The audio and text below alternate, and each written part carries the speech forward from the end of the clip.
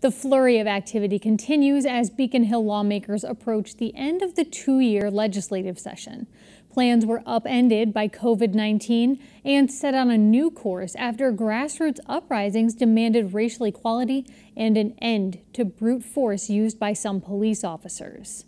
It was the House of Representatives' turn to debate a controversial police reform bill, which was passed last week in the Senate. This week, I spoke about the state we're in with State Representative Vega of Holyoke, who recently was named to a legislative panel that will investigate what went wrong at the Holyoke Soldiers Home, where numerous veterans and staff members contracted COVID-19. But first, I asked Vega his position on the police reform bill.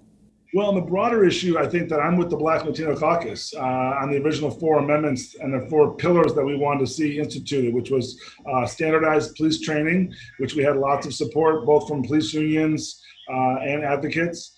We wanted to see an oversight commission, which got some pushback, obviously, an ability for certification and decertification, one that was very simple and logical. And we wanted to make sure that there was a justice, the Black justice and social justice was at the forefront as we move forward on decisions, and with a commission that would happen. Of course, when a bill like this comes forward, it came out of the Senate with a lot of different avenues and different perspectives taken into consideration. And as you mentioned, the House bill came out on Tuesday. We took it up Wednesday, and we're taking it up today on Thursday. And there's over 212 amendments to that bill.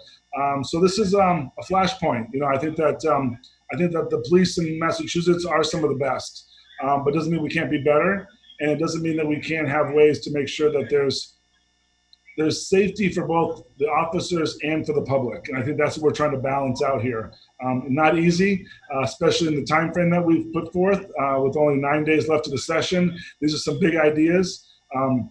I've learned more about qualified immunity and other items than I ever have. So the time is now, but I'm a little bit worried that there's a lot of things being brought to this bill that we'll have a hard time getting over the finish line. Yeah, and that is one of those questions because you're bumping up against the July 31st deadline. I want to unpack several of the things you just brought up, but the safety of the public and police officers. That was a tension certainly closely tied to an amendment that was taken up recently, and you ended up supporting it. It's more restrictions on no-knock warrants, and the specific restriction that was debated very viscerally, very heavily, was that children and people over 65 would be deemed to be not in a household if that no-knock warrant was used. You supported it. Why?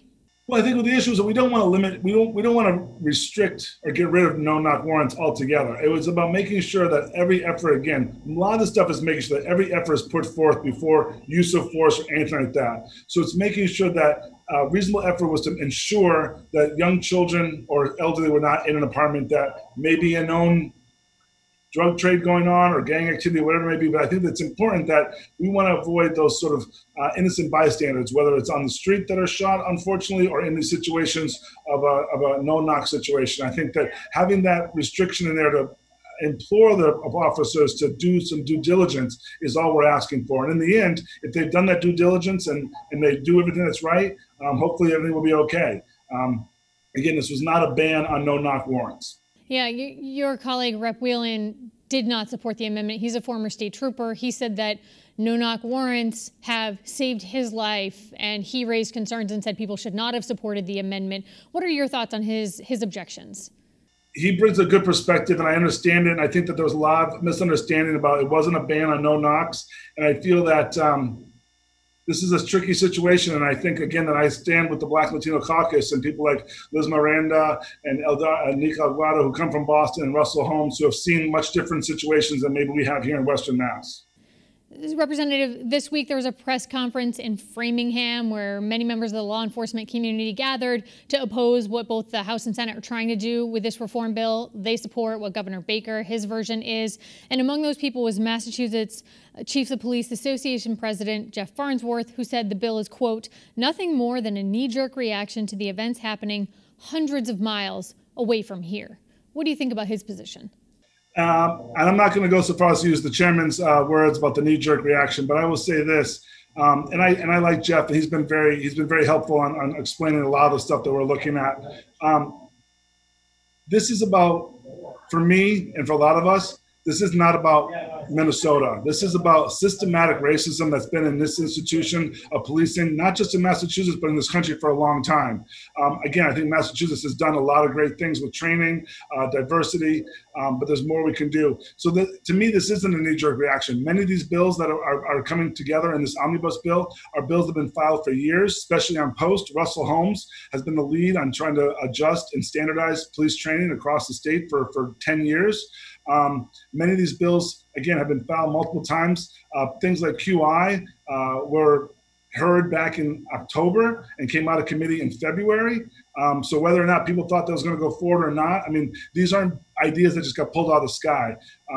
Again, I think that the Senate had a lot of things in there. The House has a lot of things in there, but these were not bills that never had a hearing. These were not issues that haven't been talked about for many years. And again, I really think that the incidents of Minnesota, again, have galvanized people and pushed this agenda and pushed these ideas, again, this issue to the forefront of racial injustice, police brutality, oversight, even if it's a small percentage of police that engage in bad behavior. But this is about a history. This is about a history of Black and brown people that have not had access to justice. And I think that it's time that we, again, try to set the standard that the rest of the country could follow. You mentioned QI, qualified immunity from civil lawsuits. This is something the House has yet to take up to debate more broadly. But where do you stand on the issue of qualified immunity for police officers? Me personally, I support a couple of amendments that don't just send it to study, as we say often for things that we don't want to deal with, but puts together a commission to study it. We're doing a lot of other commissions in this. I think there is some tweaking that should be looked at. The House looks at an individual would only lose their qualified immunity if they lost their certification. So if we have a new certification process, an officer is certified, does something against the law or violates someone's civil rights, and they are then decertified, then they would lose qualified immunity. It's not before any of that happens. It's the last thing that would happen. If that's more palpable, I think that's more common sense to regular folks. But again, I do think, me personally, as I look at this issue, and again, I've tried to hear from all sides in less than a week and a half, it's a big issue, and it has both federal implications, civil case implications, and of course, criminal implications. So I would support the idea of a short study to bring experts together to come up with real recommendations, but I do think it's going to be a piece of the legislation that continues to be debated, not just in the House today, but between the two House and the Senate to find some kind of reconciliation.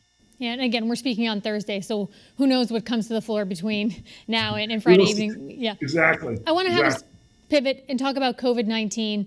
You were among the lawmakers who spoke out against the decision that Governor Charlie Baker made when he announced the Stop the Spread campaign, which brought 8 new testing sites, no-fee testing sites to the state of Massachusetts.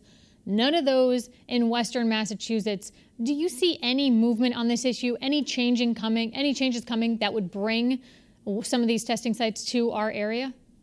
I still find it very frustrating. I had friends calling me the other day that want to, go on vacation in August, go to Maine or go somewhere, but they want to get tested, and it's still really hard for regular folks just to get tested. And I don't understand why that is. We have the Holyoke Health Center that's doing a great job. They've gotten some support from the Governor Baker administration to expand testing. I know farm workers and stuff like that were able to get testing, frontline workers, obviously. But we are at a point now where we just need to be able to have testing much more accessible. We're on a weekly or bi-weekly call with the area hospitals, and we have the capacity to do it. So I'm not sure why Western Mass was excluded to that. Obviously, we've seen a lot of the Take to the Streets protests in Holyoke and Springfield and even in the Berkshires. So if people are out and about coming together, they should have a way to safely and freely get tested. Jump again, talk about education here. You're a member of the Joint Committee on Education. You fought so hard for the funding bill that would bring additional funding to Massachusetts, not only, most specifically, more funding to Western Massachusetts education, but is this just getting lost in the shuffle of COVID-19? It's getting lost in the shuffle of where our budget is. We, I think, like many other states, are waiting to see what the federal government does. whether they bring in more education money, whether they bring in more funding for higher education, more money for hospitals, as we saw in some recent support. Holyoke Medical Center did get some funding finally through some CARES Act. Yeah, I'm nervous. I mean, we restructured the formula to make sure that those communities that both need it, the extra state support, like Holyoke and Springfield and Worcester and Fall River and New Bedford, Lawrence, Lowell, but also those communities that can't do the extra locally, right? This is all based on property taxes. So other communities that have more income coming in locally can fill that gap. So yes, I'm nervous. I'm nervous about just level funding Chapter 70 at this point. I'm nervous that our communities, all of our cities are trying to base a budget, and what we're doing is giving them 1/12 budgets. We did a 1/12 budget for July, and a 1/12 budget looks like it's going to happen for August. So we've told our districts to come up with 3 plans. One where you bring everybody back, one where you bring nobody back and go fully remote, and one where you do blended learning. I can't imagine doing any one of those 3 without a budget. So all those are going to cost more money. If you're talking about reducing class sizes, then we need more space. You may have to rent space. If you're talking about more remote, we need training and technology. My son's involved in summer learning right now, and we've worked out the kinks. But there's 3 teachers, or at least 1 teacher and 2 paraprofessionals with 9 students. Imagine if we had that kind of ratio in our regular schools. So it takes more time, it takes more effort. And if our students and teachers and families don't have the technology, doing remote learning is a nightmare. I tell you, when we tried to do it on one of these free Chromebooks from the city, it was a nightmare. I know it was the best effort that we could put forth to make sure people had some technology, but you've got to be on a good computer with good Wi-Fi, good audio to even participate. So I'm nervous about remote learning for sure. And here we are, almost a month into the new fiscal year and no state budget yet confirmed. Another issue that is hugely important to this region is what's happened at the Holyoke Soldiers Home, and then other people have died related to COVID-19 there. Looking at this issue, there's been, rightly so, a lot of talk about what should be done to help the veterans, what should be done or not done with the former superintendent. Employees have not been talked about a lot, and I've spoken with employees who are concerned. They got sick, they infected their families. Now, some are facing the fact that they might have to retire early because they're too ill to return to work. How do those people get compensated? How should this be remedied for them? I think I have some of those same emails that I'm working with. So my opinion is that they should be, I don't know where you draw the line, but if someone is 3 years from the time that they should be retired, but they've got the condition that doesn't allow them to go to work, we should grant them those 3 years. I think that's a no-brainer. I don't know where you do a cutoff. Is it 5 years from retirement? So 6 years you don't get it. We've got to do something for those employees. There's a handful of them, less than a dozen, I believe. So I don't think it would be that huge of a financial impact. It's the right thing to do. These are not people who don't not want to go to work. These are people who can't go back to work. The employees, the organic full-time employees that are at the Soldiers Home are some of the most dedicated people I've ever met. So them not wanting to go back to work is not because it's not their own desires, because they can't, and we should recognize that.